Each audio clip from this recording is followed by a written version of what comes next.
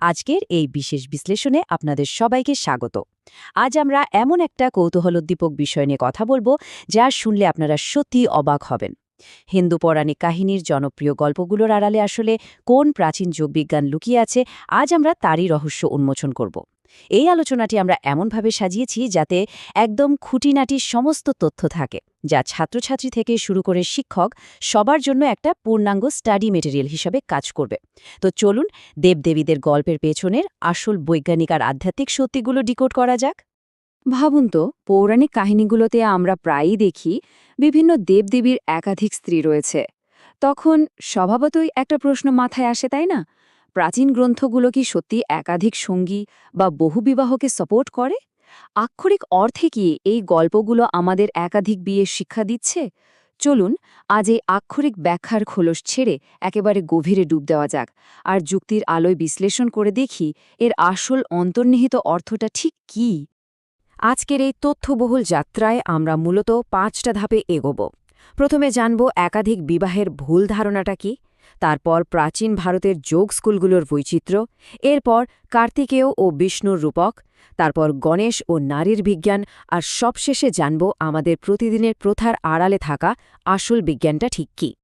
তো শুরু করা যাক আমাদের প্রথম পয়েন্ট দিয়ে, একাধিক বিবাহের ভুল ধারণা। কার্তিকেয়, বিষ্ণু বা গণেশের মতো দেবতাদের গল্পগুলো শুনলে দেখবেন প্রায় তাদের দুজন করে স্ত্রীর কথা বলা হচ্ছে। যেমন ধরুন, কার্তিকের স্ত্রী হিসাবে বল্লী ও দেবসেনার নাম শোনা যায়, বিষ্ণুর ক্ষেত্রে শ্রীদেবী ও ভূদেবী, আর গণেশের ঋদ্ধি ও সিদ্ধি। কিন্তু এখানেই আমরা সবচেয়ে বড় ভুলটা করি। আমরা আক্ষরিক অর্থে ধরে নিই যে এটা বোধহয় জাগতিক বহুবিবাহের কথা বলছে, কিন্তু একদমই তা নয়।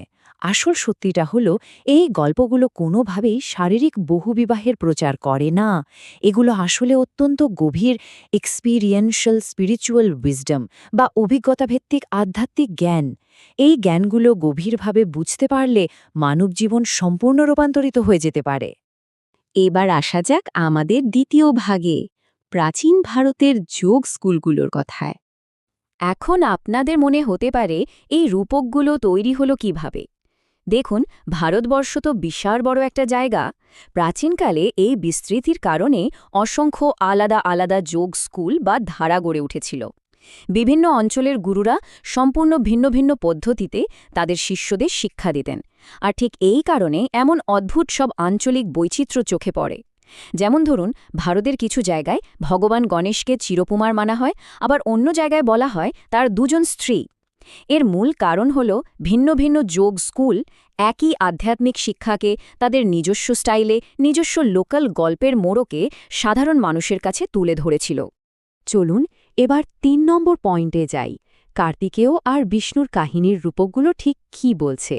এই কাহিনীগুলো ডিকোড করতে গেলে আমাদের আক্ষরিক অর্থের বাইরে গিয়ে একটু লজিক আর যৌগিক দৃষ্টিভঙ্গি লাগবে। এই যে দেবতাদের তথাকথিত স্ত্রীদের কথা বলা হয়, এরা আসলে দুই ধরনের সাফল্যের নিখুঁত ব্যালেন্স বা ভারসাম্যকে নির্দেশ করে। একদিকে রয়েছে ম্যাটেরিয়াল বা জাগতিক সাফল্য, অন্যদিকে স্পিরিচুয়াল বা আধ্যাত্মিক সাফল্য।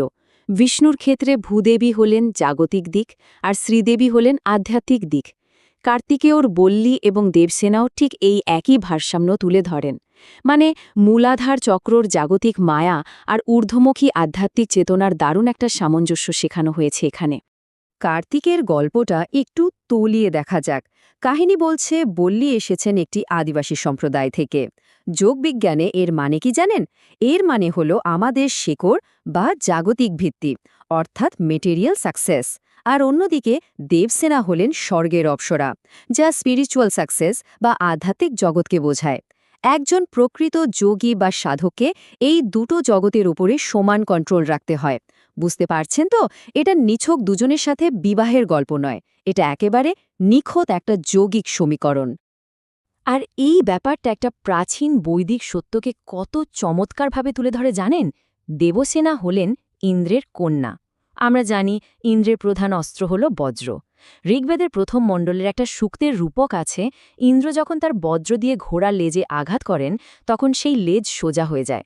শুনলে মনে হবে রূপকথা, কিন্তু না, এটা আসলে মেরুদণ্ডের নিচে ঘুমিয়ে থাকা কুণ্ডলিনী শক্তি জাগ্রত হওয়ার একটা ভীষণ গভীর যৌগিক রূপক। তার মানে দেবসেনা এখানে সরাসরি কুণ্ডলিনী জাগরণ আর আধ্যাত্মিক সাফল্যের প্রতীক। ভগবান বিষ্ণুর ক্ষেত্রেও কিন্তু একদম একই যৌগিক ফ্রেমওয়ার্ক কাজ করছে। ভূদেবী হলেন আমাদের এই পৃথিবী বা জাগতিক সম্পদের প্রতীক, আর শ্রীদেবী হলেন ঐশ্বরিক বা আধ্যাত্মিক সম্পদের প্রতীক। এই রূপকগুলো আমাদের পরিষ্কার শেখায় যে পৃথিবীতে বেঁচে থাকতে গেলে জাগতিক দায়িত্ব পালন করতে হবে ঠিকই, কিন্তু সাথে ঐশ্বরিক চেতনারও একটা নিখুঁত ব্যালেন্স বা ভারসাম্য রাখতে হবে। যে কোনো একদিকে বেশি ঝুঁকে পড়লেই কিন্তু যৌগিক সাধনা অসম্পূর্ণ থেকে যায়। এবার আমরা ঢুকছি আমাদের 4 নম্বর পয়েন্টে, গণেশ এবং নারীর বিজ্ঞান। ভগবান গণেশের মূর্তির আড়ালে মানবদেহের এনার্জি চ্যানেলের যে কি অবিশ্বাস্য বিজ্ঞান লুকিয়ে আছে সেটা জানলে আপনি সত্যিই অবাক হবেন। গণেশের মূর্তিতে সুরের দিকটা ভীষণ ইম্পর্ট্যান্ট। বাম দিকটা ইরা নারীর সাথে যুক্ত। যোগবিজ্ঞান মতে শরীরের বাম দিকের এনার্জি চ্যানেল হল এই ইরা নারী। সুর যখন বাম দিকে বাঁকানো থাকে তখন সেটা ঋদ্ধি বা জাগতিক সাফল্যকে নির্দেশ করে, মানে মেটেরিয়াল সাকসেস বা জাগতিক সমৃদ্ধি পাওয়ার জন্য সেই নির্দিষ্ট সাধনায় ইরা নারীকে অ্যাক্টিভেট করা হচ্ছে। ঠিক এর উল্টো দিকটা হল পিঙ্গালা নারী। সুর যখন ডান দিকে ঘোরানো থাকে, মানে সিদ্ধির দিকে, তখন বুঝতে হবে পিঙ্গালা নারী সক্রিয় হচ্ছে। এই ডান দিকের চ্যানেলটা গভীর আধ্যাত্মিক সাধনা, তীব্র সৃজনশীলতা আর স্পিরিচুয়াল সাকসেসের সাথে কানেক্টেড। যারা একদম নিবিড় যোগ সাধনা করেন, আধ্যাত্মিক চেতনার চরম শিখরে পৌঁছাতে চান, তাদের জন্যই গণেশের এই ডান দিকের সুরওয়ালা রূপটি এত স্পেশাল অর্থ বহন করে। তাহলে পুরো সমীকরণটা কি দাঁড়ালো? বাম দিক হল ঋদ্ধি বা ইরা নারী, আর ডান দিক হল সিদ্ধি বা পিঙ্গালা নারী। কিন্তু আপনারা হয়তো এমন মূর্তিও দেখেছেন যেখানে গণেশের সুর একদম সোজা থাকে। এর মানে কি বলুন তো? এর অর্থ হল সাধক জাগতিক আর আধ্যাত্মিক এই দুটো দিককেই পার করে একটা চরম ব্যালেন্সে বা শান্ত অবস্থায় পৌঁছেছেন। মাঝখানের এই পথটিকেই বলে সুষুম্না নারী। শক্তি যখন এই সুষুম্না নারীদের প্রবাহিত হয়, কেবল তখনই পরম জ্ঞান বা চূড়ান্ত আধ্যাত্মিক মুক্তি লাভ হয়। অদ্ভুত সুন্দর, তাই না?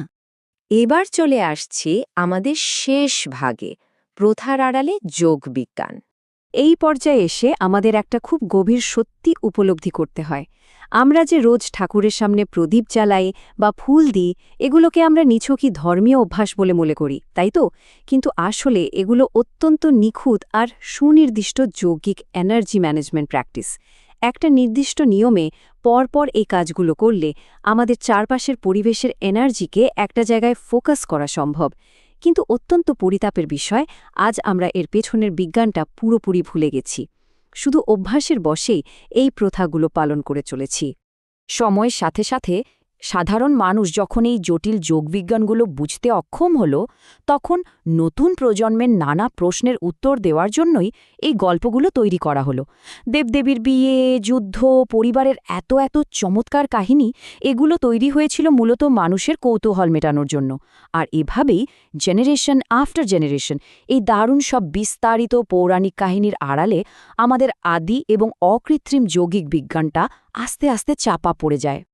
আজকের এই বিস্তারিত বিশ্লেষণের জন্য সমস্ত খুঁটিনাটি তথ্য জোগাড় করতে যিনি আমাদের সবচেয়ে বেশি সাহায্য করেছেন, তার প্রতি বিশেষ কৃতজ্ঞতা শুভনীতা মণ্ডল। তো আজ আমরা দেখলাম কিভাবে একটা সাধারণ রূপকের গল্প আমাদের জাগতিক আর আধ্যাত্মিক জীবনের গাইড হতে পারে। আশা করি ছাত্রছাত্রী থেকে শুরু করে সবার কাছেই এই কনসেপ্টগুলো আজ একদম জলের মতো পরিষ্কার হয়ে গেছে। এবার আপনাদের কাছে আমার প্রশ্ন, আমাদের প্রতিদিনের আর কোন কোন প্রাচীন প্রথা বা ঐতিহ্যের আড়ালে এমন অজানা বৈজ্ঞানিক সত্য লুকিয়ে থাকতে পারে বলে আপনাদের মনে হয়? চলুন এই খোঁজার যাত্রাটা চলতে থাকুক, যুক্তির আলোয় নতুন করে আবিষ্কৃত হোক আমাদের নিজস্ব ঐতিহ্য।